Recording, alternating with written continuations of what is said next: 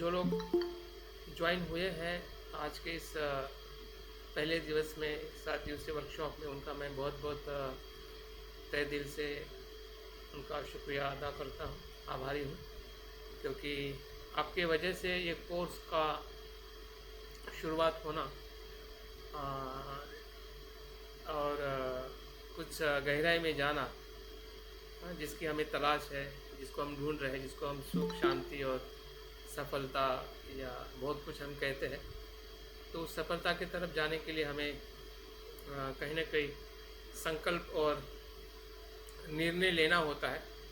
तो मुझे लगता है कि ये आज का जो दिन जो है, हमने जो संकल्प लिया था, सोचा था कि हम ऑनलाइन के माध्यम से हम एक कोर्स का आयोजन करेंगे, जो आप लोगों की भी रुचि थी, इच्छा थी, और मैं भी कितने दिनों से सोच रहा था कि आपके बीच में मैं ऐसा कोई विषय लेके आऊँ जिसके माध्यम से हम हमारा अभी तक का जो जीवन को देखने का जो हमारा तरीका है, विशेषता हम बहुत सारे पहलुओं से हम अपने जीवन को देखते हैं, और उस जीवन में जो महत्वपूर्ण जो केंद्र है वो हमारा मन है। और मन की तलाश या मन के माध्यम से हम हर जीवन के पहलुओं को हम अनुभव करते हैं। तो क्यों ना हम मन को ही जानने का प्रयास करें, और ऐसा मन जिसको हम ध्यान का मन कहते हैं। ध्यान के आचरण में हमारा मन कैसे होता है, सभी हम साधक हैं, सभी हम ध्यान का काफ़ी लंबे समय से आचरण कर रहे हैं या हम सराव कर रहे हैं, और कुछ हमारा अभ्यास भी हो रहा है। हाँ, लेकिन अभ्यास और आचरण के बीच में जो अंडरस्टैंडिंग जो है, हाँ, वो अंडरस्टैंडिंग ही हमें मध्यम मार्ग में आगे लेके जा सकती है। अगर हमारा आचरण कितना भी अच्छा हो, अगर हमारे पास में जानकारी भी कितनी अच्छी हो, लेकिन जानकारी और आचरण का जो तालमेल जो है, वही हमारी सोच समझदारी, जिसको हम सम्यक दृष्टि कहते हैं, मध्यम मार्ग कहते हैं, उसके आधार पे ही हमारा सुख का मार्ग शुरू होता है। और जिस सुख की हमें तलाश है, उस सुख की दिशा में हम जा सकते हैं। तो मेरे लिए भी एक प्रकार से ये विषय के साथ में चैलेंज है। और जिस प्रकार से मैंने कुछ दिनों से या कुछ समय से मैं ध्यान का और गहराई से जानने का, समझने का जो मैं प्रयास कर रहा हूँ, और मुझे कुछ समझ में आ भी रहा है कि हम ध्यान जब करते हैं तो हमने अपने ध्यान में मन को कैसे देखना है और कैसे समझना है। और जब नहीं समझता है तो बहुत कुछ चीज़ें हमारे साथ में अस्पष्ट रहती है, और हम अपने किए हुए आचरण को या हमारे अनुभव को भी हम सही तरीके से दिशा नहीं दे पाते हैं। तो ऐसी बहुत सारी समस्या को आप लोग भी कहीं ना कहीं उस समस्या से गुजर रहे हैं, और मैं भी उस समस्या से अपने आप को देख रहा था और सोच रहा था कि इसको लेकर हमने अभ्यास करना चाहिए। और उसी का परिणाम है कि आज हम इस 7 दिवसीय ऑनलाइन वर्कशॉप में उपस्थित हुए हैं। तो मैं उम्मीद करूंगा आप सभी जितने लोग अगर बेड पर नहीं बैठे हैं, नहीं सोए हैं, तो आप ज़रूर अपने वीडियो को ऑन रखें। अगर कोई बीमार है या कुछ ज़्यादा शारीरिक अगर परेशान है और आप आराम करके सुन रहे हैं, तो वो अपने वीडियो को ऑफ रख सकते हैं। लेकिन बाकी सभी से मेरी रिक्वेस्ट है कि आप अपने वीडियो को ओपन रखें, ताकि मैं आपको देख सकूं। आप भी मुझे देख रहे हैं कि मैं आपके सामने जो बात कर रहा हूँ, तो वो आपकी और मेरी बात है, और इसलिए आपका होना और मेरा दोनों का होना बहुत ज़रूरी है। तो चलिए हम इस विषय के जो टाइटल आपने सुना है, पढ़ा है, जिसके कारण आपने इस कोर्स को ज्वाइनिंग किया है, तो है ध्यान का मनोविज्ञान। ये विषय ही बड़ा दमदार है और हमारे हृदय के पास में है, क्योंकि हम अनेकों बार मन और ध्यान और मन, इसके बारे में बहुत कुछ सुने हैं, अभ्यास किए हैं। और बहुत कुछ हमें समझ में आ रहा है और बहुत कुछ समझ में नहीं आ रहा है। जो समझ में आ रहा है वो हमारी प्रज्ञा है और जो समझ में नहीं आ रहा है वो हमारा अज्ञान है। तो अज्ञान और प्रज्ञा का ये द्वंद्व है और ये हमेशा रहेगा जब तक हम संपूर्ण प्रज्ञावान नहीं होते हैं। तो हमारा उद्देश्य संपूर्ण प्रज्ञावान होना है। लेकिन जो मार्ग जो है वो प्रज्ञा और अज्ञान के साथ चलता है।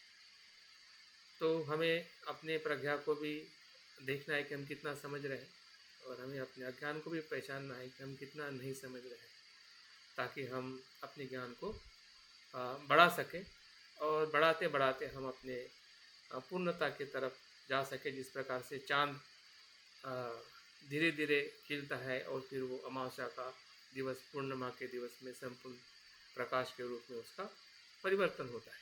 और यही इस हमारे कोर्स का उद्देश्य है। अगर उद्देश्य की अगर मैं बात कर रहा हूँ, जो यहाँ पे मैंने लिखा हुआ है, आप खुद भी पढ़ सकते हैं और समझ सकते हैं कि ये हमारा एक प्रकार से की है, डायरेक्शन है। हमारा उद्देश्य क्या है? इस कोर्स को डायरेक्ट करने वाली ऊर्जा है। जितना आपकी इच्छा से इस कोर्स को ज्वाइनिंग किए हैं, जैसे कि काफ़ी लोगों ने अपने परिचय में बताया कि हम ध्यान को और गहराई में समझना चाहते हैं, मन को और जानना चाहते हैं, लेकिन वो आपकी इच्छा है। इच्छा उद्देश्य में परिवर्तित होना ज़रूरी है। तो यहाँ पे मैंने 3 उद्देश्य लिखे हुए हैं हमारे कोर्स के। इसको आपकी इच्छा के साथ में कनेक्ट करके देखिए। इच्छा और इच्छा शक्ति दोनों में फ़र्क है। इच्छा तो हमें हमेशा होती है कि मैं बुद्ध बन जाऊँ या मैं सुखी बन जाऊँ या धनवान धन प्राप्त करूँ। इच्छा होना एक सभी मनुष्य का एक सामान्य धर्म है, सामान्य स्वभाव है। लेकिन वो सामान्य स्वभाव असामान्य मनुष्य में कब परिवर्तित होता है, जिसको हम बुद्ध मनुष्य कहते हैं या फिर बोधिसत्व कहते हैं, तो जब वो उस इच्छा को उद्देश्य के साथ में वो देख पाता है। मतलब अपने उस इच्छा की पूर्ति के लिए एक अपना दिशा तय करता है या अपना एक गोल बनाता है। उस हेतु के साथ चलने के लिए अपने आप को संकल्पबद्ध करता है। और मैं आप लोगों से उम्मीद रखता हूँ और मुझे विश्वास है कि हम 7 दिन इसी उद्देश्य के साथ में हम बने रहेंगे। तो पहला जो उद्देश्य है कि हमारा जो ध्यान का मनोविज्ञान है उसको हमें ज़्यादा से ज़्यादा समझना है। ध्यान और मन का क्या संबंध है और किस प्रकार से जब मन शुद्ध होता है तो किस ध्यान में हम प्रवेश करते हैं, हमारा कौन सा ध्यान किस मानसिक अवस्था में हमें लेके जाता है। तो इसकी जितनी जानकारी हमारे पास में है, उससे थोड़ा और आगे की तरफ जाने का हमें प्रयास करना है, समझने का हमें प्रयास करना है। और मैं आपको समझाने का प्रयास करूँगा कि भाई हमने किस प्रकार से इसको हमें देखना है। एक मैसेज आया है, वॉइस इज़ नॉट क्लियर। क्या सभी के लिए ऐसा है या सिर्फ एक पर्सन के लिए? मुझे लगता है नहीं, वॉइस क्लियर। हाँ, तो मतलब हो सकता है कि उनका नेटवर्क में परेशानी हो। तो थोड़ा आप केपी सिंह जी, आप थोड़े अपने नेटवर्क को ठीक कर लीजिए, सही जगह पे बैठिए ताकि आपको नेटवर्क मिल सके। और दूसरा जो उद्देश्य जो है, जब हम ध्यान और मन के दोनों परिणाम को या उसकी गहराई को हम समझेंगे धीरे धीरे, तो उसके साथ हमारा मानसिक स्वास्थ्य, जिसको हम ध्यान का लाभ कहते हैं, जब तक मानसिक स्वास्थ्य का, जिसको हम मानसिक सुख कहते हैं, अगर हमें फल ना मिले, अगर परिणाम अगर हम अपने भीतर देख नहीं पाए, तो समझ जाइए कि हमारा ध्यान नहीं हो रहा है। सीधा सवाल हमने अपने आप पे पूछना चाहिए और ध्यान को फिर से हमें एक नई दिशा से या नए प्रयासों से करने का हमने प्रयास करना चाहिए। जैसे कि हम किसी डॉक्टर के पास में जाते हैं और हमारी परेशानी वैसी ही रहती है और दूसरी परेशानी बढ़ जाती है, तो हम तुरंत डॉक्टर को कहीं ना कहीं दवाई बदलने के लिए कहते हैं या फिर हम डॉक्टर को भी बदल देते हैं और हम अपने परेशानी को सही तरीके से देखने का, समझने का प्रयास करते हैं।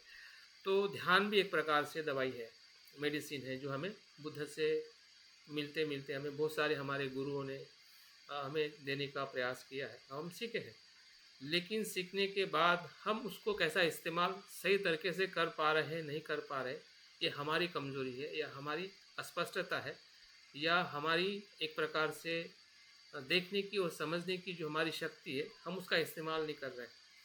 हम वैसे ही ले रहे हैं जैसा उन्होंने बताया है शब्दों में, और उसी के आचरण के साथ हम आगे जाना चाहते हैं।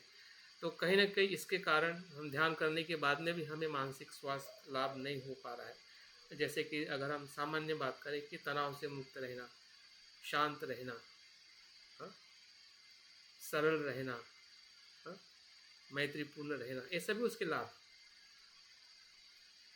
और इस लाभ का हमारे स्वास्थ्य पे जब परिणाम होता है तो उससे सिर्फ शरीर ही स्वास्थ्य नहीं होता, मन ही स्वास्थ्य नहीं होता है, शरीर भी स्वास्थ्य होने लगता है।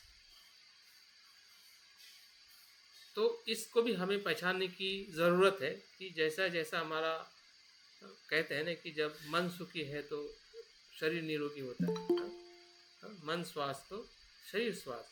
अगर हमारा मन स्वास्थ्य है तो हमारा शरीर भी स्वास्थ्यता की तरफ हमने देखने का प्रयास करना चाहिए। अगर नहीं हो रहा है इसका मतलब हमें मन में ही कहीं ना कहीं, भावनाओं में ही कहीं ना कहीं हमारी गड़बड़ी है, और उसको सुधारने के लिए अगर हम ध्यान कर रहे हैं और नहीं सुधर रहा है, इसका मतलब यह है कि हम सही तरीके से ध्यान को समझ नहीं पा रहे हैं। और तीसरा और महत्वपूर्ण जो उद्देश्य जो है वो है विमुक्ति की तरफ ले जाना, निर्वाण की तरफ ले जाना। क्योंकि बुद्ध के ध्यान का आधार भले व्यवहारिक रूप में हमारे मन को एकाग्र और शांत करना हो, लेकिन उसका वो परम उद्देश्य नहीं है।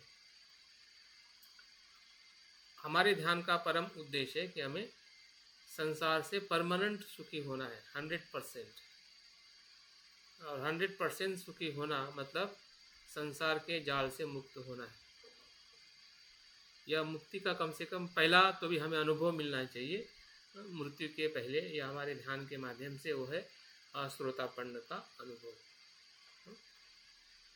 तो उसकी कुछ झलक, हम ऐसा नहीं कह सकते कि कोर्स आपको श्रोतापन्न प्राप्त कराएगा, लेकिन श्रोतापन्न की एक झलक भी अगर मिल जाए, एक दिशा मिल जाए कि हाँ इस प्रकार से इसका सुख मुझे अनुभव होता है या मुझे दिखता है, समझ में आता है जब मैं ध्यान के गहराई में जाता हूँ। तो ये हमारी खुद की ज़रूरत है। इस कोर्स के माध्यम से हम इन 3 बातों को समझने वाले हैं, और इतना ही नहीं, इन 3 बातों को समझने के लिए हम एक ऐसे संकलन के साथ हम देखने वाले हैं कि बुद्ध की शिक्षा से आया हुआ जो ध्यान है या उनकी शिक्षा है, उसके बाद में बौद्ध जो आचार्य होके गए हैं, उन्होंने ध्यान और मन के बारे में क्या कहा है। इतना ही नहीं, आज के मनोवैज्ञानिक क्षेत्र में ध्यान के माध्यम से बहुत सारे संशोधन हुए हैं, वो हमारे लिए क्या उपयोगी हो सकते, ताकि हम अपने मन के और ध्यान के अनुभव को विश्वास से स्वीकार कर सकें कि सही में ऐसा ही होता है, क्योंकि वो प्रमाणित हो चुका है जब हम उसको कुछ रिसर्च के कुछ पहलुओं को देखते हैं। और इतना ही नहीं, अगर उसको और हमें भौतिक स्वरूप में देखना है तो हमारा मस्तिष्क जो है, मस्तिष्क में जो बदलाव होते हैं, जिसको न्यूरोसाइंस के माध्यम से उसको टेस्ट किया गया है कि ध्यान करने से हमारे मस्तिष्क में किस प्रकार से सकारात्मक बदलाव होते हैं। तो एक प्रकार से हमारा जो ये जो कोर्स जो है, हमें एक प्रकार से हमें बुद्ध से लेके आधुनिक जगत तक हमें ले जाने के लिए या समझने के लिए हमें मदद करने वाला है। तो जो हमारे विषय का जो टाइटल है मनोविज्ञान, उसको आज हम देखने वाले हैं कि मनोविज्ञान आज के परिप्रेक्ष्य में जिसे आधुनिक मनोविज्ञान के रूप में उसको कैसे देखा जाता है। जैसे कि बुद्ध ने अपने मन की खोज करके हमें जो निर्वाण का जो मार्ग दिया है, वो एक अपनी बहुत बड़ी खोज है बुद्ध की, इसलिए बुद्ध को मनोवैज्ञानिक जगत में पहले मनोवैज्ञानिक कहा जाता है। बुद्ध को प्रथम मनोवैज्ञानिक कहा जाता है, क्योंकि बुद्ध ही ऐसे इस संसार में व्यक्ति हुए हैं कि जिन्होंने पूरा उनका अभ्यास या उनका जो मार्ग है सुख को प्राप्त करने का या दुख से मुक्त होने का, पूरी तरह से मन पर आधारित है। तो आज भी जो साइंस या मनोवैज्ञानिक क्षेत्र में जो प्रगति हुई है, तो उस प्रगति का हमने कहीं न कहीं एहसास लेना चाहिए कि सही में जो बुद्ध ने बात की वही बात आज मनोवैज्ञानिक अपने अनुभव के माध्यम से एक नई शाखा के रूप में उसकी आधुनिक जगत में शिक्षा दे रहे हैं। तो हमारे लिए एक बहुत अच्छी उपलब्धि है। एक प्रकार से वो बौद्ध धर्म का ही काम कर रहे हैं। भले वो बौद्ध है या नहीं है, लेकिन उनके अभ्यास में, उनके प्रयोग में या उनमें उनसे जो होने वाले जो लाभ है, वो समाज और देश के सभी उन लोगों को मिलने वाले के जो मन से दुखी है। हाँ, और उस दुख से मुक्त होने के लिए जो बुद्ध की ध्यान परंपरा है, उसी का ही आधार लेके, उसी का प्रयोग करके आज पूरे मनोवैज्ञानिक जगत में मन का परिवर्तन कह सकते हैं या मन की जो गहराई को अपने मानसिक बीमारियों से मुक्त करने के लिए कैसे उसका उपयोग किया जाता है, वही मन का विज्ञान है। अगर यहाँ पे कुछ बातें अगर मैं जो इसमें स्लाइड में दी है, उसको थोड़ा पढ़ता हूँ और बाद में हम समझने का प्रयास करते हैं। और ये जो नोट्स जो मैंने बनाई है, बहुत सोच समझ के और आपको जो ज़रूरी हो सकता है या आपके काम में आ सकता है, ऐसी बातों का मैंने संकलन किया। इसको नोट्स के रूप में मैं आपको ग्रुप में देने वाला हूँ। इसमें इसलिए आपको ज़्यादा इसमें लिखने की ज़रूरत नहीं है, समझने की ज़रूरत है कि मैं यहाँ पे इसमें आपको क्या समझाने का प्रयास कर रहा हूँ और आपको क्या समझना है, ताकि आप सही अर्थ में आज जो हमारा पहला दिवस है और आने वाले जो भी कल सुबह है, ये शाम को हम फिर से उसके दूसरे पहलू को हम देखने वाले हैं। तो हम उस दिशा से जा रहे हैं या नहीं जा रहे हैं, जो हमारा उद्देश्य है। तो अगर मनोविज्ञान का अर्थ अगर हम देखते हैं, तो मनोविज्ञान वो विज्ञान है जो मानव एवं अन्य प्राणियों के मन, व्यवहार, विचार, भावना, प्रेरणा और मानसिक प्रक्रियाओं का अध्ययन करता है। और मुझे लगता है कि हम भी वही करते हैं। बुद्ध की शिक्षा में अगर हम अपने शील, समाधि, प्रज्ञा हो या कोई भी शिक्षा हो, हम अपने विचारों, भावनाओं को ही हम जानने का प्रयास करते हैं कि मेरा हिंसा ना हो तो मैं मैत्री करूँ, मेरी मुझसे चोरी ना हो और चोरी मैं ना करूँ तो मैं दान की भावना करूँ। तो ये जितने भी नकारात्मक भाव है और सकारात्मक भाव है, उसी का अभ्यास एक प्रकार से मनोविज्ञान के शाखा में या मनोविज्ञान की शिक्षा में किया जाता है। और इसका उद्देश्य ये है कि यह समझना कि मनुष्य क्यों और कैसे सोचता है, महसूस करता है, प्रतिक्रिया देता है और विभिन्न परिस्थितियों में व्यवहार करता है। तो आप देख सकते हैं और सोच सकते हैं कि जो मनोविज्ञान जिस परिभाषा और जिस उद्देश्य की बात कर रहा है, कहीं न कहीं हमारा भी जो आचरण जो है, एक बौद्ध या एक मनुष्य रूप में हम कहीं न कहीं इसी की खोज कर रहे हैं। और इसी खोज को एक सही तरीके से करना और गलत तरीके से करना, यही अज्ञान और प्रज्ञा का फ़र्क है। जो सही तरीके से करता है, वो विज्ञान बन जाता है, वो बुद्ध का मार्ग बन जाता है। और इसी ही जीवन के पहलुओं को गलत तरीके से देखना, गलत तरीके से सोचना, वही दुख का मार्ग बन जाता है। तो दुख और सुख, इसकी जो पहचान जो है, वही मनुष्य जीवन की पहचान है। मनुष्य अगर दुखी है तो वो उसके मन के कारण ही है। अगर मनुष्य अगर सुखी है या सुखी होगा तो वो मन के कारण ही हो सकता है। ये बुद्ध ने 2500 या आज 2600 साल या 2700 साल बुद्ध को होके गए। तो आज उसी ही बुद्ध के उसी ही वचन का एक नया स्वरूप है, जिसको हम मनोविज्ञान के रूप में हम देख सकते हैं। ताकि हम अपने आप को एक सिर्फ एक बौद्ध होने की जो परिभाषा जो है, उसको हमें विस्तारित करना है। क्योंकि बौद्ध मतलब कोई कमज़ोर व्यक्ति नहीं है, या कोई मतलब एक समाज का घटक नहीं है, एक सीमित व्यक्ति नहीं है, वो वैज्ञानिक है। अपने आप को हमने एक मनोवैज्ञानिक के रूप में देखना चाहिए। जब हम अपने आप को बौद्ध उपासक कहते, उपासिका कहते, साधक कहते, हम कोई सामान्य मनुष्य नहीं है। अगर हम सही में इस विषय का अगर अभ्यास कर रहे हैं और आधुनिक मनोविज्ञान के साथ में अगर अपने आप को आप जोड़ लेते हैं, भले हम मनोवैज्ञानिक इस विषय के अगर हम विद्यार्थी नहीं हैं, फिर भी हम वही अभ्यास कर रहे हैं। हो सकता है कि उससे भी बेहतरीन हम अभ्यास कर रहे हैं। अगर हम इस बात को जानते हैं और हमारे जीवन में उसका एक ग्रहणशील हो जाते कि हाँ, कनेक्ट हो जाते हैं।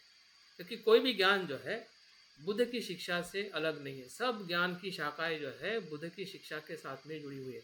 और आजकल जितनी भी शिक्षाएं समाज में या पूरे विश्व में दी जाती है वो एक दूसरे के साथ में इंटरग्रेट, हाँ, इंटर रिलेटेड करके अभी आजकल देने की प्रक्रिया होगी। आप देखते हैं कि इंजीनियर, हाँ, अभी साइंस साइंस इंजीनियरिंग हो गया, पॉलिटिक्स इंजीनियरिंग हो गया, मतलब ऐसे जो दो दो विषय जो है एक दूसरे के साथ में जोड़ के आजकल पढ़ाई को ज़्यादा इम्पोर्टेंट दिया जा रहा है।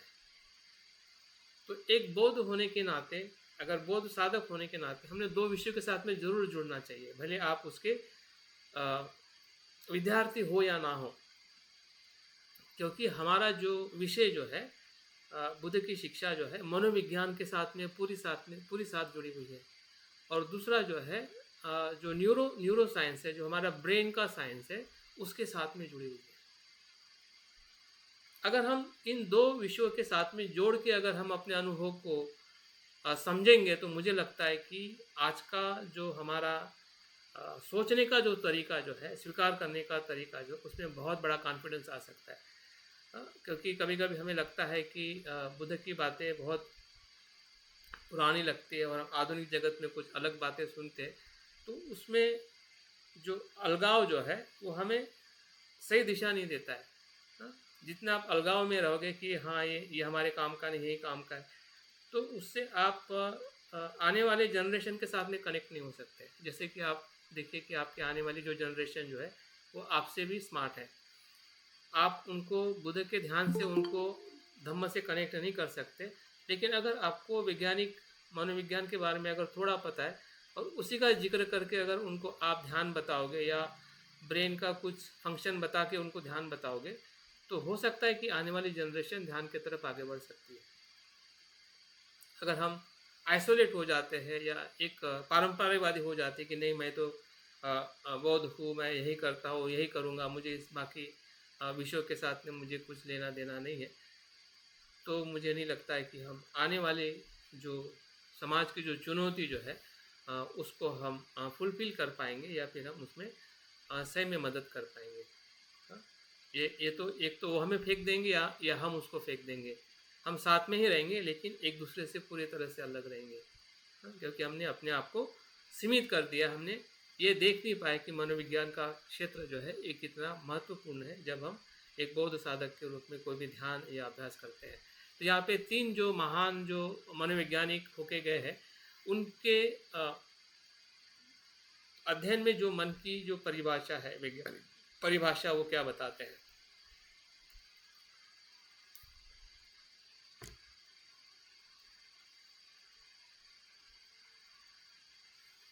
पहले जो मनोवैज्ञानिक जो है आधुनिक मनोवैज्ञानिक के रूप में विलियम्स जेम्स को देखा जाता है, वो ये बताते हैं कि मनोविज्ञान मानसिक प्रक्रिया का विज्ञान है। क्या कहते हो? मनोविज्ञान क्या है? मानसिक प्रक्रियाओं का विज्ञान है। मतलब जो हमारी चेतना जो है उसका प्रवाहित मानसिक प्रक्रिया, मतलब उसका प्रवाह में प्रवाहित रहना, यही मनोविज्ञान है। जो मन में जो कुछ भी घटना होती है उस घटनाओं का प्रवाह मतलब मन है या मनोविज्ञान है। और इस प्रकार की परिभाषा करके नई जो सोच जो है, क्योंकि उसके पहले कहीं ना कहीं मन के बारे में जो बाकी लोग उनके पहले जो भी मनोवैज्ञानिक हुए हैं वो इतने परफेक्ट और इतनी सूक्ष्म परिभाषा नहीं कर पाए। और ये परिभाषा करने का एक सबसे बड़ा कारण जो मुझे पढ़ने में वो समझ में आया है, आपको पता होगा कि जो हमारे अभी हमने इसी महीने में हमने अनागारिक धर्मपाल जी की जन्म जयंती मनाई। वे सबसे पहले अंतर्राष्ट्रीय जो धर्म परिषद शिकागो में हुई थी अमेरिका में, तो वहाँ पे वो 1894 में तब वो वहाँ पे गए थे। और वहाँ से जब वो वेस्टर्न लोगों के कांटेक्ट में आए, वैज्ञानिक मनोवैज्ञानिक और उस समय के फिलोसोफर, तो अनागारिक धर्मपाल जी के पास जो ज्ञान ध्यान का ज्ञान था या मनोविज्ञान का अभिधम्म का ज्ञान था, उससे सबसे पहली बार वहाँ के मनोवैज्ञानिक परिचित हुए और उसमें से विलियम जेम्स हैं। मुझे एक घटना उनके संदर्भ में याद आती है कि विलियम जेम्स को जब अनागारिक मिलने गए थे उनके कॉलेज में जहाँ पे वो पढ़ाते थे अपने स्टूडेंट को, तो उस क्लासरूम में अनागारिक धर्मपाल जी को लेके जाते हैं और उनका इंट्रोडक्शन देते हैं कि ये जो मन को जितना जानते हैं, अभिधम्म को या ध्यान की अनुभूति को, ये आधुनिक मनोविज्ञान के जनक है। इस प्रकार से उनका परिचय देते हैं, क्योंकि उनसे वो सभी सीखते हैं जो उनके पास में ज्ञान होता है बुद्ध के अभिधम्म पिटक का या बुद्ध के ध्यान के परंपराओं का, और उसके आधार पर जब वो चिंतन और अभ्यास करते हैं तब जाके उनको मन के बारे में जो सही सोच जो है, जिस प्रकार से फ्लो ऑफ द कॉन्शियसनेस, उसके पहले जो चित्त जो है या मन जो है एक प्रकार से आत्मा या एक नित्य पदार्थ के रूप में देखा जाता था, लेकिन विलियम जेम्स ने पहली बार विज्ञान को भी वो एक बहते हुए पानी की तरह प्रभात है, कंटिन्यूस फ्लो ऑफ कॉन्शियसनेस, इस प्रकार से मनोविज्ञान की परिभाषा करते हैं। और ये बुद्ध की सबसे मुख्य शिक्षा है। अगर हम आगे जब मन के बारे में, बौद्ध मनोविज्ञान के बारे में हम देखेंगे और उसका अभ्यास हम करेंगे, या हमें पहले से बुद्ध की शिक्षा के बारे में पता है कि शरीर जिस प्रकार से अनेक अंगों से बना है और वो निरंतर बदल रहा है, वैसे ही हमारी चेतना और चित्त भी है। उसमें भी बहुत सारे धर्म हैं या स्वरूप है, प्रक्रिया है कि जिसके कारण मन गतिशील और अपने प्रवाह में वो प्रवाहित रहता है। वो किसी भी जगह पे नित्य और स्थिर नहीं होता है। यही बुद्ध की विज्ञान या मन की परिभाषा है। वाटसन नाम के जो मनोवैज्ञानिक ये कहते हैं कि व्यवहार का वैज्ञानिक अध्ययन ही मनोविज्ञान है। मतलब व्यवहार मतलब कोई व्यक्ति अच्छा या बुरा व्यवहार करता है, जिसको हम नेगेटिव और पॉजिटिव कहते हैं, उसका अध्ययन करना ही मनोविज्ञान है। मतलब व्यवहार के पक्ष में ही उन्होंने अपने मनोविज्ञान की परिभाषा दी है। और एक महत्वपूर्ण जो मनोवैज्ञानिक है जिसको हम फ्राइड नाम से, सिगमंड फ्राइड नाम से जानते हैं, ये बहुत ही आधुनिक और मन की गहराई में अध्ययन करने वाले ये मनोवैज्ञानिक है। और उन्होंने कहा है कि ये मानसिक गहराइयों, अवचेतन मन और व्यक्तित्व का विश्लेषण किया जाता है मनोविज्ञान के अध्ययन में।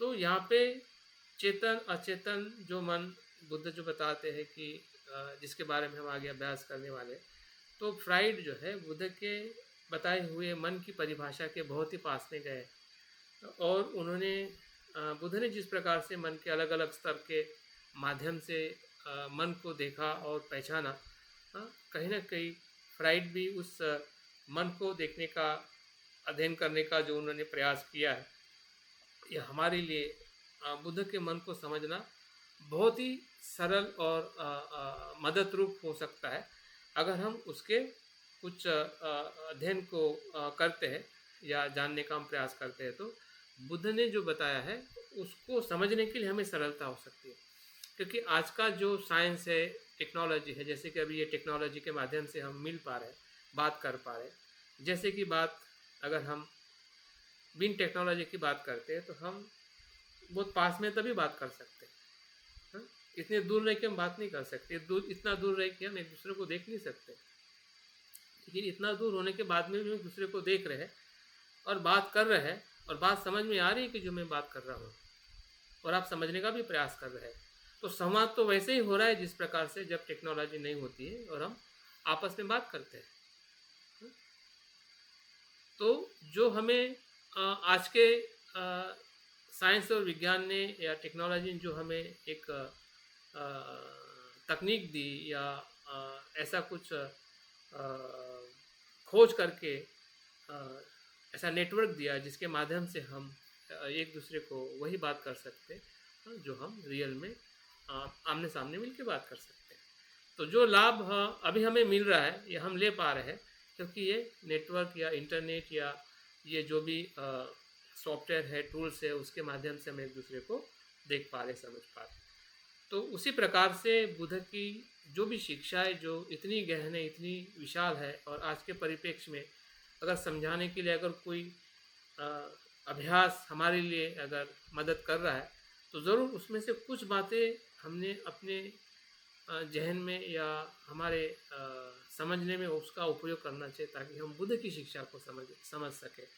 हमें आधुनिक मनोविज्ञान को गहराई में समझने की ज़रूरत नहीं है, लेकिन उसमें से कुछ चीज़ें ऐसी है कि जो हमें बुद्ध के बताए हुए मनोविज्ञान को समझने के लिए हमें मदद कर सकते हैं। जैसे कि बुद्ध के मनोविज्ञान को आधार लेके आज का मनोविज्ञान संशोधन कर रहा है, या नई नई बातें खोज रहा है कि सही में मन क्या है।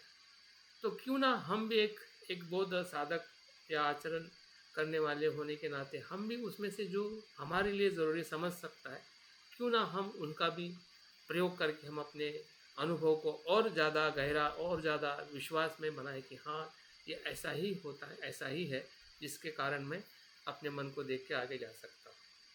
और इसलिए मनोविज्ञान की अगर हम उद्देश्य की बात करें तो इसमें 4-5 उद्देश्य है कि हमारे मन व्यवहार को समझना है, मानसिक समस्या का समाधान करना है, व्यक्ति की क्षमता और व्यक्तित्व का विकास करना है, समाज में समन्वय और सहयोग बढ़ाना है, तनाव चिंता जैसी मानसिक परेशानियों से राहत देना है।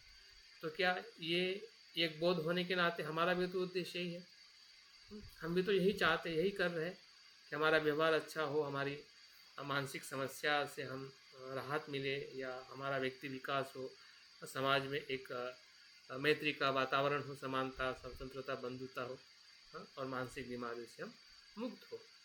तो ये उद्देश्य जो मनोविज्ञान का उद्देश्य हमारे जीवन में भी उतना ही महत्वपूर्ण है जितना महत्वपूर्ण आज का मनोविज्ञान उसको अपनी शिक्षाओं के माध्यम से बता रहा है। अभी हम थोड़ा और पास में जाने का प्रयास करते हैं, क्योंकि ये हमेशा हमारे लिए प्रश्न रहता है, स्पेशली जो हम लोगों से मिलते हैं या हम भी अपने आप को ये सवाल पूछते हैं कि क्या मस्तिष्क, जिसको हम ब्रेन कहते हैं, और मन कहते हैं, क्योंकि दोनों का भी स्वरूप अलग है, कार्य अलग है, लेकिन कुछ कुछ फंक्शन एक जैसे ही होते हैं।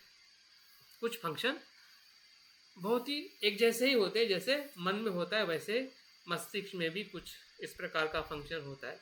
और कभी कभी हम कह देते हैं, और बहुत सारी जगह पे हम अपने ब्रेन को ही मन कहते हैं, कभी हृदय को ही मन कह देते हैं।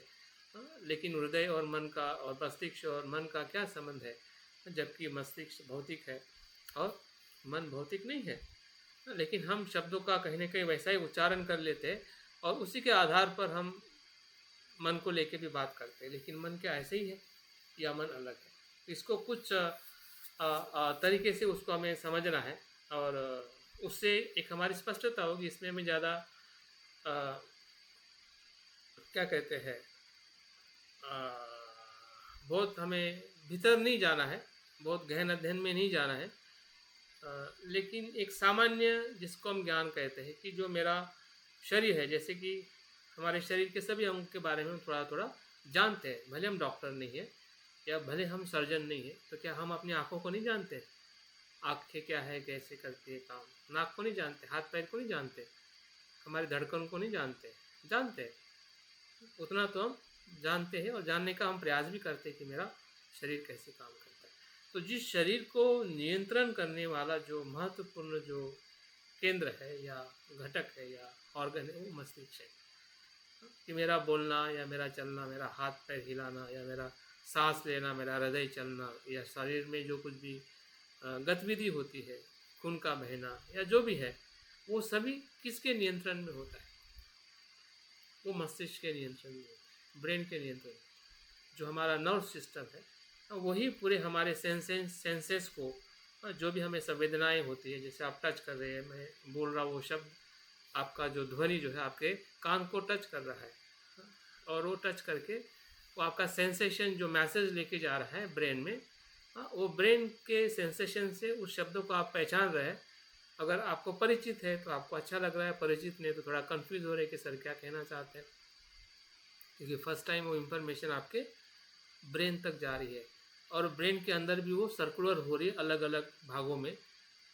जो भी उसका हिस्सा होगा समझने का और रिस्पॉन्स देने का या इमोशनली उसको रिएक्ट करने का, और बहुत सारी वहाँ की गतिविधियाँ जो है वो हमारे पूरे शरीर को, और साथ साथ में मन की कुछ विचारों को भी वो प्रभावित करती है। जैसे कि हमारा अगर पेट गड़बड़ है तो पेट में गड़बड़ है, लेकिन मन में भी गड़बड़ होने लगती है। अगर मन में कुछ गड़बड़ है तो हमारे पेट में भी गड़बड़ हो जाती है। इसका मतलब यह है कि पेट मन नहीं है, हाँ? मन तो कुछ अलग चीज़ है, लेकिन मन का जैसा भाव होगा वैसे ही पेट में कहीं ना कहीं परेशानी हमें होने लगेगी। और मन जैसे पेट में परेशानी होगी वैसे ही कहीं ना कहीं मन के भीतर भी भय, चिंता या फिर बहुत सारी चीज़ें हमारे मन में उत्पन्न होती है। वैसे ही अगर ब्रेन और मन के बारे में अगर हम देखें कि वो अलग अलग है, लेकिन फिर भी वो एक दूसरे का वो क्या है, इम्पैक्ट है, एक दूसरे से वो कनेक्ट है, एक दूसरे के प्रभाव में हमेशा वो व्यवहार करता है। अगर मन में अगर ज़्यादा डर, ज़्यादा भय आ जाता है तो ब्रेन स्ट्रोक हो जाता है, हाँ? ब्रेन हैमरिंग हो जाता है, हाँ? तो ये सभी बीमारियां कहाँ से आती है, हाँ? क्योंकि मन के साथ उसका वो कनेक्शन है, जिसके कारण ब्रेन पे बहुत सारे अटैक आ जाते हैं या फिर ब्रेन के साथ में हमारी इंजरी हो जाती है या समस्या आ जाती है। तो यहाँ पे कुछ शब्दों से हमें समझना है कि हमारा मस्तिष्क जो है, पहला जो उसमें स्वरूप जो है, वो क्या है, ये को फिजिकल अंग है, जैसे कि हाथ पैर या हमारा हृदय, उसी प्रकार का वो फिजिकल अंग है जो हमारी खोपड़ी के भीतर स्थित है। सभी का ब्रेन अपने पास में है, ठीक है। हाथ लगा के देखिए कि खोपड़ी जो है इसके नीचे ये ब्रेन है, ठीक है, हाँ? और ब्रेन को कैसे देखना है, कैसे समझना है, जैसे जैसे हम ध्यान के भीतर जाएंगे तो ज़रूर हमें हमारे ब्रेन के बारे में भी बहुत कुछ हमें समझ में आने लगेगा कि ब्रेन सही में क्या करता है और किस प्रकार से वो कार्य करता है। ये तांत्रिक तंत्र मतलब नर्वस सिस्टम का वो केंद्र है। नर्व सिस्टम का मतलब ये है कि जितने भी हमारी जिसको हम नर्व सिस्टम कहते हैं, उसको नाड़ियाँ बोलते हैं ना, हमारे पूरे शरीर में नाड़ियाँ है, हाँ? जैसे कि नाड़ियों को हम ऐसा कह सकते हैं कि जो पेड़ की जो अंदर का जो मूल जो होता है ना, वो पूरे जमीन में फंसा रहता है और हर पन्नों में, हर पत्तों में, हर डालियों में उसके भीतर से प्रवाह बहते रहता है पानी का, या उसके भीतर जो भी उसको जीवन सत्व चाहिए।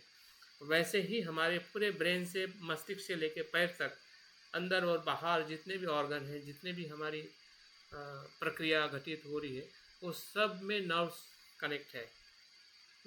और नर्व्स के साथ में वो कनेक्ट है और ब्रेन उसका मुखिया है। ब्रेन के साथ उसका फंक्शन तय होता है, या वही फंक्शन वो करने का एक मुख्य केंद्र है जिसको हम ब्रेन कहते हैं। इसमें अरबों न्यूरॉन्स और न्यूरल नेटवर्क होता है। अरबों मतलब मिलियन, ट्रिलियंस, ट्रिलियंस, 100 ट्रिलियंस के आसपास इसमें न्यूरॉन्स मतलब सेल्स। जैसे बॉडी में हमारे सेल्स होते हैं, वैसे ब्रेन के सेल्स को न्यूरॉन्स कहते हैं, और उसमें एक नेटवर्क होता है। क्योंकि हमें ब्रेन को इसलिए समझना है क्योंकि अगर आपको मन के नेटवर्क को समझना है कि मन कितने चीज़ों के साथ में कनेक्ट हो सकता है, हाँ, तो हम ब्रेन एक भौतिक रूप में अगर थोड़ा भी अगर अब समझ में आ जाए कि ब्रेन किस प्रकार से अपने नेटवर्क के साथ में काम करता है, जिसके कारण हमारे शरीर में सब कुछ प्रवाहित होना, या हमारे भीतर में जो कुछ भी बदलाव हो रहा है, हाँ, या नियंत्रण हो रहा है, जिसमें इसमें कार्य के रूप में बताया गया कि शरीर को नियंत्रित करता है, जैसे कि मैंने इसके पहले बताया। स्मृति है, उसमें संवेदना है, भाषा है, सोच है, निर्णय है, भावना है, हाँ, और मोटर क्रिया है। मोटर क्रिया मतलब ऑटोमेटिक, हाँ, आपको सांस लेने के लिए सोचना नहीं पड़ता है, वो अपने आप आते रहता है। जो हमारा हृदय का स्पंदन हो रहा है उसके लिए कुछ आपको सोचना नहीं पड़ता है, हाँ? वो नर्व सिस्टम का ऑटोमेटिक प्रक्रिया है कि जो हमारे शरीर को करते रहती है, क्योंकि उसके साथ उसका कनेक्शन है। तो इस प्रकार से अगर मस्तिष्क को थोड़ा अगर हम देखते हैं कि हमारा मस्तिष्क कहाँ पे है और उसका कार्य क्या है, ताकि हम अपने मन के कार्य के साथ उसको जोड़ सकते हैं और हम अपने मस्तिष्क को क्या बोलते हैं, स्वास्थ्य बना सकते हैं। जैसे कि हम स्वास्थ्य बनाने के लिए हम बहुत सारे घटकों पे काम करते हैं। जैसे कि अगर हमें पैर में दिक्कत है तो हम पैर की एक्सरसाइज करते हैं, हाथ में दिक्कत है तो हाथ की एक्सरसाइज करते हैं।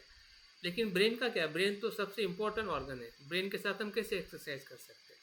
ब्रेन के साथ एक्सरसाइज करने के लिए हमें ब्रेन को जानना ज़रूरी है कि वो क्या है और क्या करता है। और उसकी सबसे बड़ी एक्सरसाइज है मेडिटेशन। हम मेडिटेशन जो कर रहे हैं ना, सबसे ज़्यादा एक्सरसाइज का जो बेनिफिट जो है वो ब्रेन को मिलता है। और ये सिर्फ मैं कह रहा हूँ इसलिए नहीं, बल्कि इसके ऊपर बहुत सारा संशोधन हो चुका है और अभी भी हो रहा है, ताकि हम अपने ब्रेन के स्वास्थ्य को जितना अच्छा रखते हैं, ये सबसे बड़ा ध्यान का लाभ है। जितना ब्रेन हमारा स्वस्थ रहेगा उतना ही हमारा शरीर स्वस्थ रहेगा, और शरीर जितना स्वस्थ रहेगा उतना हमारा आयुष्य दीर्घायुष्य रहेगा, और हम ध्यान के लिए और बेहतरीन तरीके से हम अपने आप को तैयार कर सकते हैं। अगर मस्तिष्क में अगर प्रभाव सही नहीं हो रहा है तो समझ जाइए कि हमारा पूरा जो शरीर का तंत्र है वो कभी भी कोलैप्स हो सकता है, कभी भी बिगड़ सकता है। अगर उसको बिगड़ने से अगर हमें बचाना है तो हमारा ध्यान एक अपने आप में कितना महत्वपूर्ण है ये हमें आगे समझ में आएगा। मन क्या है? मन कोई भौतिक अंग नहीं है, बल्कि एक मानसिक प्रक्रिया है, मेंटल प्रोसेस है। इसमें भी विचार है, भावना है, स्मृति है, कल्पना है, चेतना है, प्रवाह है, चेतना का प्रवाह है। बौद्ध मनोविज्ञान के अनुसार मन क्षण क्षण बदलता है, जिसको हम अनिश्चय कहते हैं। मन को प्रत्यक्ष रूप से छुआ नहीं जा सकता है, लेकिन अनुभव किया जा सकता है। ये मन की परिभाषा है। भौतिक और अभौतिक का यही भेद है कि भौतिक रूप को हम किसी आकार में देख सकते हैं या किसी जगह पे देख सकते हैं, उसको हम भौतिक वस्तु कहते हैं। इसमें मैंने एक चार्ट में उसका संक्षिप्त अंतर बताया है, इसको आप ज़रूर पढ़िए और समझिए। अगर समझ में नहीं आया है तो कल आप ज़रूर इसमें से कुछ सवाल पूछ सकते हैं। अगर आपको इतना पता चल जाए कि इसमें क्या फ़र्क है और कैसे दोनों एक दूसरे के साथ में एक दूसरे को प्रभावित करते हैं।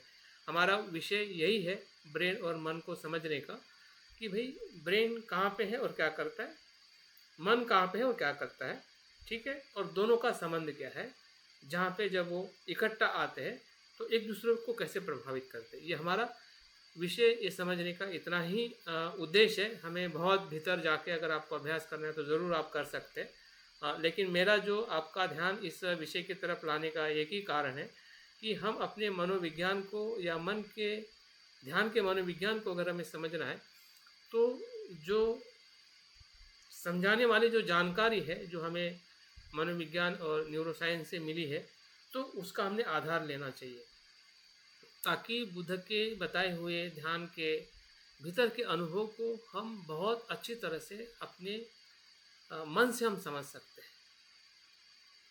और यही हमारा इस पूरे कार्यशाला का उद्देश्य है कि हम ज़्यादा से ज़्यादा हम अपने मन के मनोविज्ञान को समझें। तो यहाँ पे बताया गया है कि स्वरूप, स्थान, अध्ययन, कार्य और परिवर्तन, ठीक है। तो मस्तिष्क के भीतर भौतिक स्वरूप है, जबकि मन अभौतिक है। मस्तिष्क का स्थान होता है पर्टिकुलर, जो हमारे खोपड़ी के अंदर है, अनेक कोशियों से बना हुआ है। अगर हम मन की बात करते हैं तो मन जो है चेतना का प्रवाह है, अनुभव में है, ठीक है। वो कोई फिजिकल खोपड़ी में या किसी जगह पे रुकने वाला मन नहीं है जिसको हम मन कहते हैं, वो चेतना का स्वरूप है। स्थान का अध्ययन का क्षेत्र जो है मन ब्रेन के साथ में न्यूरोसाइंस और जीवशास्त्र के साथ में जुड़ा हुआ है, जबकि अध्ययन का क्षेत्र जो है मन के लिए है मनोविज्ञान, दर्शन और बौद्ध चिंतन के साथ में जुड़ा हुआ है। कार्य के रूप में अगर उसको देखते हैं तो मस्तिष्क जो कार्य जो करता है, संकेत भेजना, जैसे कि मैंने अभी बताया उदाहरण, जैसे कि मैं बोल रहा हूँ, शब्द आपके कानों तक जा रहा है और वो शब्द जो है वो आपके कान की जो आपकी जो वाइब्रेशन जो लेने की जो शक्ति है, वो शक्ति से वो पूरी जो कान की जो एक सिस्टम जो है वो ब्रेन के साथ कनेक्ट है, और ब्रेन के भीतर वो जो भी उसको समझने की जो उसके न्यूरॉन्स का नेटवर्क है वो उसको मैसेज देके वो कन्वे करता है, और रिस्पांस लेके फिर से आपके मन में विचार आता है कि मैं उसको सुन रहा हूँ, तो मुझे समझ में आ रहा है या नहीं समझ में आ रहा है। दो ही चीज़ हो सकते, समझ में आ रहा है या समझ में नहीं आ रहा है। तो दोनों अनुभव जो है एक प्रकार से संकेत भेजना, हाँ, ये सबसे बड़ा ब्रेन का काम है। और शरीर को नियंत्रित करना, जो भी हम चल रहे हैं ना, चलते लेफ्ट राइट, तो ये ब्रेन का एक संतुलन बनाने का उनका फंक्शन है। जिसका ब्रेन अगर इनबैलेंस होता है या किसी चीज़ में टकरा जाता है या उसमें हैमरिंग होता है, तो उसका संतुलन अपने आप बिगड़ने लगता है या बिगड़ जाता है। हमने ऐसे बहुत सारे बीमारी या उदाहरण देखे हैं। मन का जो कार्य है, सोचना है, भावना, निर्णय लेना, आत्मा अनुभव या खुद का अनुभव या बुद्धत्व का साक्षात्कार, ये हमें मन के कार्य में हमें देख सकते हैं। परिवर्तन में ब्रेन कब बदलता है या हम बदलाया जा सकता है, उस पर काम किया जाए। जब ब्रेन पे चोट लगती है या कोई बीमारी होती है, तब मस्तिष्क में कुछ बदलाव किए जाते हैं या उसमें कुछ सर्जरी करके उससे उस बीमारियों से हम दूर हो सकते हैं।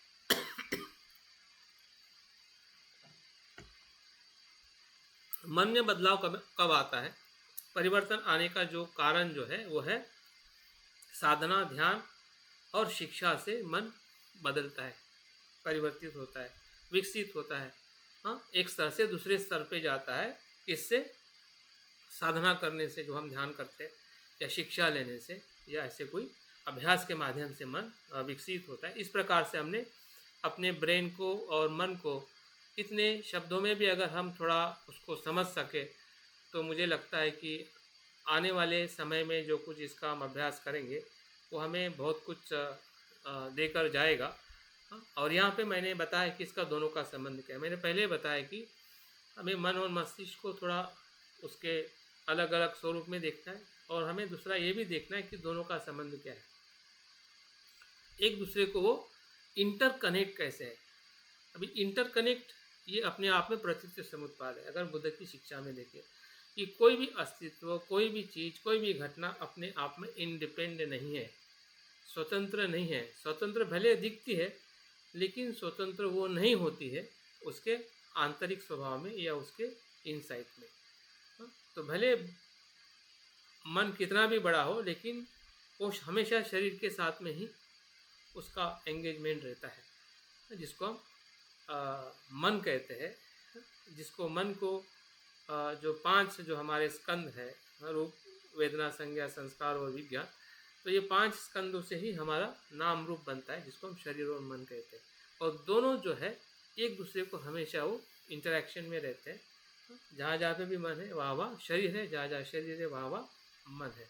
तो दोनों का जो संबंध जो है, यही संसार के अस्तित्व का आधार है, जिसको हम संसार कहते हैं, जिसको हम ब्रह्मांड कहते हैं, या जिसको हम विश्व कहते हैं। तो इस प्रकार से इंटरकनेक्शन जो एक हमारा महत्वपूर्ण जो सिद्धांत या बुद्ध की जो शिक्षा में हम देखते हैं, तो उसी के आधार पर इसका संबंध जो है बहुत ही महत्वपूर्ण है। ऐसा बताया जाता है, या ऐसा ही है कि वो दोनों जो है अभिन्न है, लेकिन अलग अलग स्तर, मस्तिष्क और मन गहराई से जुड़े हैं। उसकी अभिन्नता जो है ये दर्शाती है कि वो अलग अलग होते हुए भी वो एक दूसरे के साथ में जुड़े हुए हैं। मस्तिष्क के बिना मन की अभिव्यक्ति असंभव है, लेकिन मन केवल मस्तिष्क तक ही सीमित नहीं है। मस्तिष्क जो है वो मन की अभिव्यक्ति करता है, लेकिन मन केवल मस्तिष्क तक ही सीमित नहीं है। मन जो है द्वेष करते करते संसार को नष्ट करने की उसमें ऊर्जा आ सकती है, नकारात्मक। मन मैत्री करते करते संसार को बचाने की उसमें ऊर्जा आ सकती है। तो मन जो है मस्तिष्क से अनेक गुना या अनेक सीमाओं से ऊपर है, ऊपर जाने की संभावना रखता है, जिसको हम मन कहते हैं। लेकिन मस्तिष्क की अपनी सीमा है। लेकिन मस्तिष्क भी एक प्रकार से मन के अनुभव को ही वो अभिव्यक्त करता है। जैसे कि हमें डर लग गया, तो मन में अगर डर आता है, तो मस्तिष्क में भी कोई प्रकार का संवेदना होती है, या किसी जगह पे उसका परिणाम होके वो शरीर के माध्यम से उस डर को अभिव्यक्त करता है। तो इस प्रकार से दोनों का संबंध बहुत ही गहरा है, और वो किस सीमा तक है और किस सीमा से मन बाहर जाता है जाने की उसकी संभावना है, इस दोनों बातों को हमें समझने की ज़रूरत है। कार्य कारण संबंध है दोनों में। जब मस्तिष्क में बदलाव होता है, जैसे एक स्ट्रोक आना या चोट होना, तो मन प्रभावित होता है। जब मन में बदलाव होता है, जैसे कि ध्यान, शिक्षा, भावनात्मक अगर हम ध्यान करते हैं, तो मस्तिष्क की संरचना पर भी बदलाव होता है। और आजकल ये मनोवैज्ञानिक या न्यूरो साइंस में ये संशोधन हो चुका है कि अगर ध्यान कोई व्यक्ति करता है कुछ समय से, तो उसके भीतर जो मस्तिष्क के भीतर जो न्यूरोप्लास्टिसिटी जो है या संरचना जो उसमें भी बदलाव होने की ऐसे बहुत सारे अनुभव आए हैं या संशोधन हुआ है कि ब्रेन की संरचना भी बदली जा सकती है ध्यान करने से। तो इस प्रकार से जो हमारे मस्तिष्क पे भी जो मन का या ध्यान करने से जो बदलाव हो रहा है, ये हमारे लिए सबसे बड़ी एक उपलब्धि है। अगर हम सही में ध्यान कर रहे हैं और हमारी न्यूरोप्लास्टिसिटी बढ़ रही है या उसमें बदलाव आ रहा है, तो ये हमारे ब्रेन का सबसे बड़ा स्वास्थ्य है।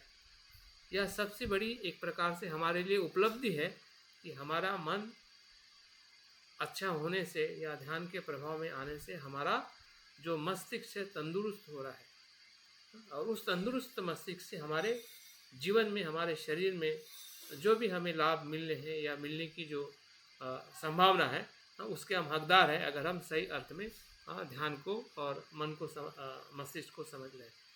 बौद्ध जो दृष्टिकोण जो है, मन, शरीर और मस्तिष्क के सहारे कार्य करता है।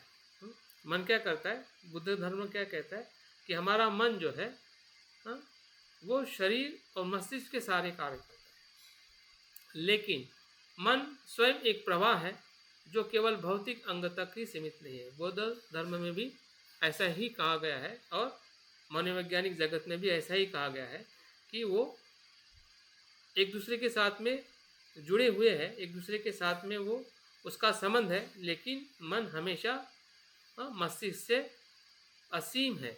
मस्तिष्क जैसा नहीं है, ब्रेन जैसा नहीं है। वैसे ही बौद्ध धर्म में भी कहा गया है कि हमारे सभी कार्य जो है वो शरीर और ब्रेन से ही होते हैं, लेकिन वो मन के प्रभाव में आकर होते हैं। मन उसमें मुख्य है, जो हमारे ब्रेन में या मस्तिष्क में जो कुछ भी बदलाव होता है, उसी बदलाव के आधार पर हमारे शारीरिक कर्म होते हैं। तो इस प्रकार से इसको अगर कुछ शब्दों में समझा जाए कि मस्तिष्क जो है एक प्रकार से हार्डवेयर है और मन जो है सॉफ्टवेयर है। जो आधुनिक जो कुछ भी हम समझ पाते हैं, जैसे कि हमारा मोबाइल है, उसमें मोबाइल जो है वो एक प्रकार से हार्डवेयर है और मोबाइल के भीतर जो भी ऐप्स है या जो फंक्शनिंग है या जो सॉफ्टवेयर है वो हमारा मन है। मस्तिष्क साधन है तो मन उसका उपभोग करता है। ध्यान और साधना से हम अपने मन को प्रशिक्षित करके मस्तिष्क के न्यूरल पैटर्न तक बदल सकते हैं। ये सबसे बड़ी खोज है और हमारे लिए एक बौद्ध साधक होने के नाते ये सबसे बड़ी हमारे लिए उपलब्धि है। अगर हम सही में अगर ध्यान को गहराई में कर रहे हैं और हमें ये समझ में आ रहा है कि हमारा मस्तिष्क किस प्रकार से बदल रहा है, तो हमें ये भी समझ में आ सकता है कि मन की अवस्थाएं जो है उसको किस प्रकार से पहचान में हमें लेकर आनी है और किस प्रकार से हमारे मानसिक अवस्थाएं बदलने से हमारे मस्तिष्क के संरचना में या मस्तिष्क की जो कुछ भी मर्यादा है उसको होने वाली जो हानि जो है उससे हम बच सकते हैं। हमारे मस्तिष्क को हम तंदुरुस्त रख सकते हैं। अगर मन तंदुरुस्त है तो मस्तिष्क भी तंदुरुस्त होगा और अगर मस्तिष्क तंदुरुस्त है तो हमारा स्वास्थ्य और हमारा शरीर भी तंदुरुस्त रहेगा। अगर हमारा शरीर और मन तंदुरुस्त है तो निर्वाण को प्राप्त करना हम सभी के लिए बहुत ही आसान है, संभव है। अगर हमारा मस्तिष्क और शरीर अगर तंदुरुस्त नहीं रहता है अधिक समय तक, तो निश्चित ही है कि हम इच्छा तो करते हैं कि हमें निर्वाण को प्राप्त करना है, लेकिन निर्वाण को प्राप्त होने के लिए हमारे पास में शरीर और मस्तिष्क का अगर बल नहीं रहेगा तो हमारी सिर्फ इच्छा ही रहेगी। वो इच्छा कभी भी उद्देश्य में परिवर्तित नहीं हो पाएगी, क्योंकि हमारी कमजोरी ही इतनी बड़ी रहेगी कि हमारी इच्छा धीरे धीरे लुप्त हो जाएगी और हम भूल जाएंगे कि हमें हमारे जीवन में हमें क्या प्राप्त करना था। तो इसका कुछ न्यूरॉन्स का मैंने यहाँ पे एक डायग्राम दिया है कि हमारा जो ब्रेन में जो ट्रिलियंस न्यूरॉन्स होते हैं, तो इस प्रकार से वो न्यूरॉन्स होते हैं हाँ, जिसमें उसमें 3 भाग बताए जाते हैं कि सामने वाला जो हिस्सा जो है, जो ये वाला बताया गया है, हाँ, उसको डेंड्राइट डेंड्राइट के नाम से जाना जाता है, कि जिसमें बहुत सारे सिग्नल्स या संदेश उसमें आते हैं। जैसे कि अभी मैं बोल रहा हूँ, तो उसका संदेश जो है उस पहले जो हिस्सा जो है उसमें वो आते हैं, और वो संदेश फिर वो दूसरे न्यूरॉन्स के पास में जाता है। तब जाके हम मैं जो बोल रहा हूँ उसमें से जो आपको समझ में आ रहा है, हाँ, तो ऐसे कितने सारे न्यूरॉन्स इकट्ठा आके वो जानकारी एक दूसरे को दे के वो फल क्या बोलते हैं उसको, एक दूसरे को दे के उसको प्रमाणित करते हैं कि ये जो बोल रहे हैं, हाँ, क्या मैं उसको सुन रहा हूँ क्या या समझ रहा हूँ। हाँ, तो उसमें एक प्रकार से जो पूछ जो बताई गई है ना पीछे की तरफ एक्सॉन करके, हाँ, वो पूछ जो है वो दूसरे न्यूरॉन्स के साथ में जुड़ने वाली वो कनेक्शन है। ऐसे ही न्यूरॉन्स का नेटवर्क होता है, तो एक ही न्यूरॉन्स की बात इसमें बताई गई है। हाँ, जैसे हमारी पेशियाँ होती है, हाँ, वो पेशियाँ अनेक पेशियों के साथ में जुड़ी हुई रहती है, तब जाके हमारा शरीर की जो रचना जो है उसमें हम अपने शरीर को देख पाते हैं। वैसे ही ब्रेन की जो अलग प्रकार की सेल होती है, जिसका आकार मैंने इसमें बताया है, इसको आप ज़रूर पढ़िएगा और थोड़ा समझने का प्रयास करिए। अपने सेल्फ स्टडी में भी थोड़ा आप यूट्यूब में जाके ब्रेन के बारे में या ब्रेन की संरचना के बारे में बहुत सारे यूट्यूब है जो चैनल है, या कुछ टॉक्स है जो हिंदी में आपको उसके बारे में समझाया जा सकता है। अगर हमने 8, 9, 10 में अगर कुछ बायोलॉजी का सब्जेक्ट पढ़ा है, तो वो भी ज्ञान अगर आपके पास में है तो उसको भी थोड़ा आप एक्सेस कर सकते हैं और जान सकते हैं कि जिस शरीर के साथ मैं रह रहा हूँ, शरीर को तो जानता हूँ लेकिन ब्रेन को तो बिल्कुल नहीं जानता हूँ। तो हमारी अधूरी जानकारी ही अज्ञान है। तो ये अज्ञान हमें कभी भी प्रज्ञा की तरफ जाने नहीं देगा, हमेशा हमें वो रोकेगा। अगर जानकारी अगर हम रखते हैं, कम से कम हमारी ज़रूरत की भी जानकारी अगर हम लेते हैं कि न्यूरॉन्स, ब्रेन और ये सभी चीज़ें हमारे मस्तिष्क में होने से किस प्रकार से हमें जानकारी मिलती है, ताकि जब हम सही अर्थ में जब बौद्ध धर्म को पढ़ते हैं कि हम कहते हैं कि स्पर्श को देखना है। विसर्ग स्पर्श क्या है? स्पर्श तो यही है। वेदना क्या है? वेदना को आप जान रहे हैं, और वेदना के भीतर जो शरीर और ब्रेन का जो फंक्शन हो रहा है, अगर उसको नहीं जानेंगे तो आप वेदना को कभी पहचान ही नहीं पाओगे। सिर्फ वेदना शब्द रहेगा कि हाँ मैं वेदना को जान रहा हूँ, लेकिन सही अर्थ में उसका अनुभव ही नहीं रहेगा। जब तक हमें इस शरीर और ब्रेन के उस प्रक्रिया के साथ जब तक हम वेदना को नहीं समझ पाएंगे, तब तक वेदना, हाँ, वो सिर्फ शब्द रहेगा। हमें अपने शरीर के आधार पर वेदना अनुभव ही नहीं होगी। शब्द के आधार पर ही अनुभव होगी कि हाँ ये सुखद वेदना है, दुखद वेदना है, हाँ, लेकिन उसकी जो संरचना जो है, किस प्रकार की सुखद वेदना जब होती है तो ब्रेन के भीतर क्या होता है, ब्रेन के भीतर से जिस जगह पे वो वेदना हो रही है वो कैसा मैसेज आता है, हाँ, वो जो पूरा जो उसका आदान प्रदान जो है हमारे शरीर और मस्तिष्क का, अगर इससे अगर हम अनजान हैं और हम नहीं जान रहे हैं, तो हमारी सबसे बड़ी भूल है। हम डायरेक्ट मन को जानना चाह रहे हैं, लेकिन मन के साथ जुड़ी हुई जो अनुभूति अगर नहीं जानेंगे तो मन को भी नहीं जान पाएंगे। अगर मन को जानना है तो स्पर्श को जानना ही पड़ेगा। अगर स्पर्श को जानना है तो आपके 6 इंद्रियों और विषयों को जानना ही पड़ेगा। अगर 6 विषय अगर इंद्रिय को नहीं जानोगे तो आपको स्पर्श कभी समझ में नहीं आएगा कि स्पर्श क्या है। अगर स्पर्श को नहीं जानेंगे तो आपको वेदना भी पता नहीं चलेगी कि वेदना क्या है। और वेदना को जानने के लिए हमें ये न्यूरॉन्स और हमारी जो शरीर की जो संरचना जो है ब्रेन के साथ, हाँ, किस प्रकार से कार्य करती है, ताकि हम अपने मन के गहराई को हम समझ सकें। यहाँ पे कुछ बातें मैंने लिखी है कि उसकी संख्या 86 मिलियंस न्यूरॉन्स हमारे शरीर में होती है, हाँ, और जो शरीर का जो न्यूरॉन्स का जो उदाहरण हमने देखा था, उसमें जो 4 हिस्से जो बताए जाते हैं कि संदेश प्राप्त करना, मैसेज समझना, संदेश को आगे भेजना और दूसरे फ़ोन तक पहुंचाना। अगर इसका उदाहरण दिया गया है, अगर समझने का इसमें सरल उदाहरण दिया है कि हमारी सेल्स क्या करती है, न्यूरॉन्स क्या करती है। उदाहरण के तौर पे आपको कोई संदेश भेज रहा है, और आपको प्राप्त हुआ है। जैसे कि मैं शब्द बोल रहा हूँ, आपको प्राप्त हो रहा है। ये प्राप्त होने के बाद में आपके ब्रेन का दूसरा काम स्टार्ट होता है अंदर ही नेटवर्क में, वो मैसेज को समझना कि मैं क्या बोल रहा हूँ। और जैसे आपको समझ में आ रहा है तो संदेश वो और आगे भेजता है वो। मतलब वो संदेश आपके लॉन्ग मेमोरी में चला जाता है कि हाँ सर जो बता रहे हैं ना कि ऐसा है। वो आपकी एक समझदारी बन जाती है। और जब समझदारी बनती है तो अगर मैं आपको पूछूं कि भाई आपने क्या सुना, क्या समझा, तो आप तुरंत उसका जवाब दोगे कि हाँ सर आपने ये जो बताया था ये मुझे समझ में आया। अगर आप बताने में अगर सक्षम नहीं हो रहे, इसका कारण ये है कि आपके भीतर जो न्यूरॉन्स का नेटवर्क जो है वो टूटा हुआ है। आप सुन तो रहे हैं लेकिन मैसेज को आप समझ नहीं रहे।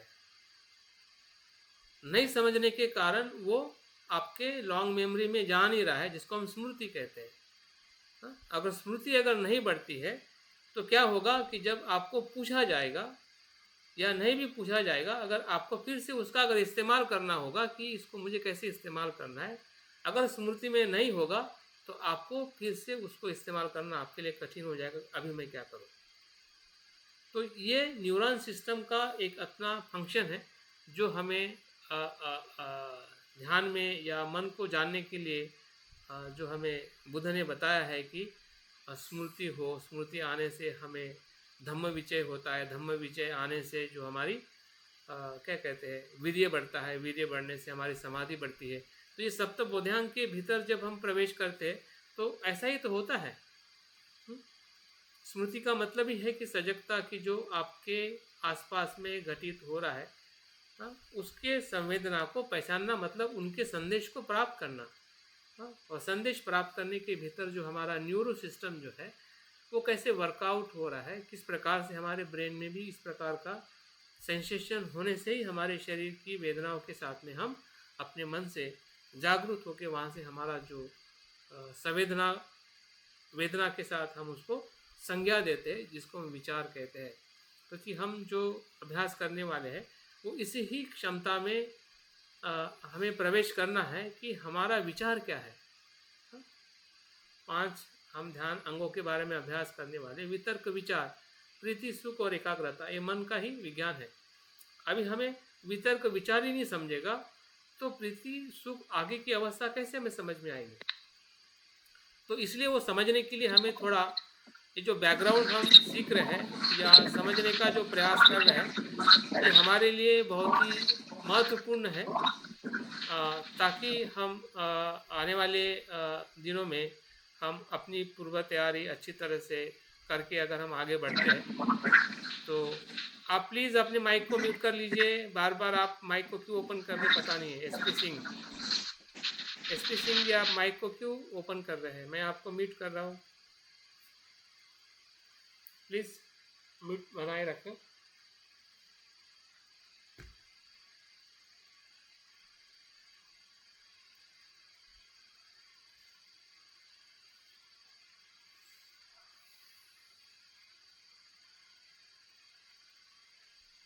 अभी हम मन के थोड़े और गहराई की तरफ समझने का प्रयास करते हैं। जैसे कि मैंने 3 विज्ञान की जो बात कही थी, फ्राइड, जो सिगमंड फ्राइड सबसे महत्वपूर्ण हमारे लिए मनोवैज्ञानिक है, जिनके अभ्यास से हमें 3 स्तर, मन के 3 स्तरों की बात वो करते हैं। ये इसलिए हमारे लिए उदाहरण लेना ज़रूरी है क्योंकि जब हम अपने बौद्ध दर्शन के आधार पर जब मन का अभ्यास करेंगे तो उसमें भी इस मन को समझने का हमें मौका मिलेगा कि बुद्ध भी इसी प्रकार से मन की बात करते हैं कि हमारा एक जागरूक मन होता है, एक सुप्त मन होता है और एक हमारा अजागरूक मन होता है। उसी प्रकार से सिगमंड फ्राइड ने भी अपने अभ्यास में ये 3 प्रकार के मन की बात की गई है, जिसमें हम कॉन्शियस माइंड कहते हैं, जो वर्तमान में जागरूक हिस्से में जो हम सोचते हैं, बोलते हैं, समझते हैं, वो हमारा जागरूक मन है जो हमें इंद्रियों से अनुभव होता है। अर्ध जागरूक मन जो है, जो मध्य स्तर में होता है, कुछ स्मृतियाँ हमारे मन में रह जाती है और उसको हम कुछ समय के बाद में उसका याद करके स्मृति में लाते हैं, वो हमारा अर्ध चेतन मन है। और जो उससे भी आगे का जो हमारा मन जो है वो अचेतन मन है, जिसको हम संस्कार स्टोर करने वाला मन कहते हैं, जिसको हम आगे जब हम बौद्ध दर्शन के आधार पर जब मन को देखेंगे उसमें हम ज़्यादा और गहरा अभ्यास करेंगे। लेकिन यहाँ पे हम यही समझाने का या समझने का हमें प्रयास करना है कि आधुनिक मनोविज्ञान ने भी मन को जिस प्रकार से समझाया है, वो बताते हैं कि जैसे कि हिमालय हिमखंड होता है, या मतलब बर्फ़ का पहाड़ होता है जो समंदर में, हाँ, वो जितना ऊपर हमें दिखाई देता है उससे डबल गुना भीतर छुपा हुआ रहता है। हाँ, तो ऐसा ही हमारा मन है। और उस मन को समझना, हाँ, जो हमें ऊपर ऊपर जो दिखाई दे रहा है जागरूक और थोड़ा अर्ध जागरूक, वो मन का एक प्रकार से ऐसा कह सकते हैं कैलकुलेशन में वो सिर्फ 5% मन है। हुँ? कितना परसेंट? सिर्फ 5% है। हाँ, जिस मन को हम नहीं देख पा रहे हैं, नहीं समझ पा रहे, वो 95% मन है। हाँ, तो इस प्रकार से बौद्ध मनोविज्ञान और जो आधुनिक मनोविज्ञान के अगर उद्देश्य में अगर हम देखते हैं, यहाँ पे कुछ मैंने कंपेरेटिव एक स्टेटमेंट या टेबल दिया है कि उद्देश्य के रूप में अगर बौद्ध मनोविज्ञान की हम बात करें तो दुख से मुक्त होना और निर्वाण को प्राप्त करना है, और फ्राइड या आधुनिक मनोविज्ञान के अनुसार मानसिक रोगों का उपचार है। उनका बहुत मर्यादित उद्देश्य है जो मनोवैज्ञानिक क्षेत्र में जो अभ्यास करते हैं। बौद्ध धर्म में मन की जो प्रवृत्ति है वो क्षणिक प्रवाहित है, और जो वैज्ञानिक इसमें उसको ईगो और सुपर ईगो के ढांचे में उसको देखा जाता है। बौद्ध मनोविज्ञान का जो स्तर जो है चित्त और चैतसिक और अविद्या के स्तर पे बताया जाता है। इसमें कॉन्शियसनेस और अनकॉन्शियस माइंड के तौर पे दिखाया जाता है। बौद्ध मनोविज्ञान में कारण के तौर पे अज्ञान, लोभ, द्वेष, मोह बताया जाता है, जबकि आधुनिक मनोविज्ञान में दबी हुई जो इच्छाएं जो है, सुप्त इच्छाएं को संघर्ष या मनोविश्लेषण या स्वप्न का मनोविश्लेषण के रूप में उसको बताई जाती है। उपचार के रूप में बौद्ध विज्ञान में ध्यान या स्मृति या नैतिकता के आचरण के बारे में बात की जाती है, जबकि आधुनिक मनोविज्ञान में उसका विश्लेषण कैसे करें, उसके ऊपर उसका अध्ययन किया जाता है। अगर लक्ष्य की हम बात करते हैं तो बौद्ध मनोविज्ञान में प्रज्ञा और निर्वाण का लक्ष्य है, और जबकि आधुनिक मनोविज्ञान में स्वास्थ्य, व्यक्तित्व और संतुलन का लक्ष्य है। तो इस आधार पे हम देखते हैं कि आज का जो मनोविज्ञान जो है, भले उसकी जो उपचार करने की पद्धति या उसका क्या कहते हैं, उसका जो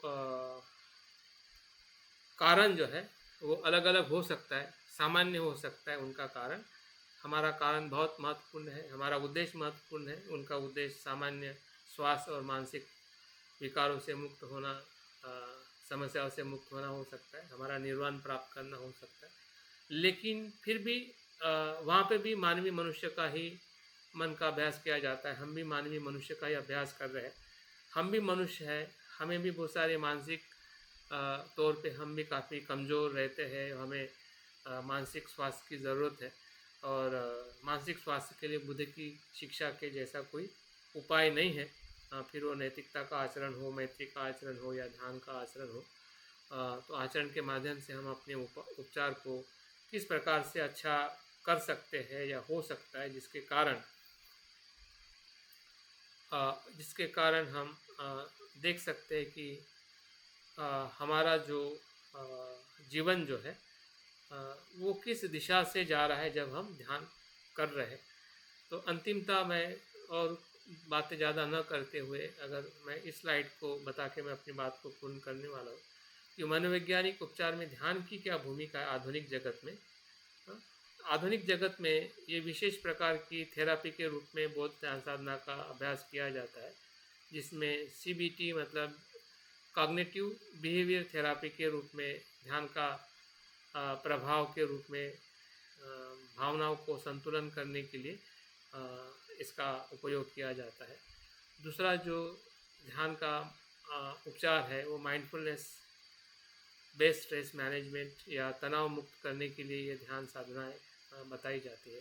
तो इस प्रकार से अगर देखा जाए कि हम अगर ध्यान कर रहे हैं तो हमारे भी जो व्यवहार है, हमारा व्यवहार कितना बदल रहा है और किस प्रकार से हमारे व्यवहार और मस्तिष्क के स्तर पे क्या बदलाव हो रहा है, इसका भले परीक्षण हम अ, किसी लेबॉरेटरी में जाके करें या ना करें, लेकिन हमें अपने व्यवहार से या अपने जीवन को जब हम अवलोकन करते हैं तो हमें इसका ज़रूर परीक्षण हमें करना चाहिए, या एक दूसरे को हमने मदद करनी चाहिए, पूछना चाहिए कि सही में हम में क्या बदलाव हो रहा है, या उसके ऊपर हमने सर्वे करना चाहिए, प्रश्नोत्तरी हमने बनानी चाहिए कि सही में मेरे जीवन में स्ट्रेस है, कितना कम है, या जो भी हमारी मानसिक रूप की जो वीकनेस है, क्या उसको हम समझ पा रहे हैं क्या, ताकि हमारे किस ध्यान से हम उससे मुक्त हो सकते हैं और किस ध्यान से सही में हमें बदलाव हुआ है, इसका भी आपको हमें कॉन्फिडेंस भी तो आना चाहिए कि हम ध्यान कर रहे हैं, सही में मेरा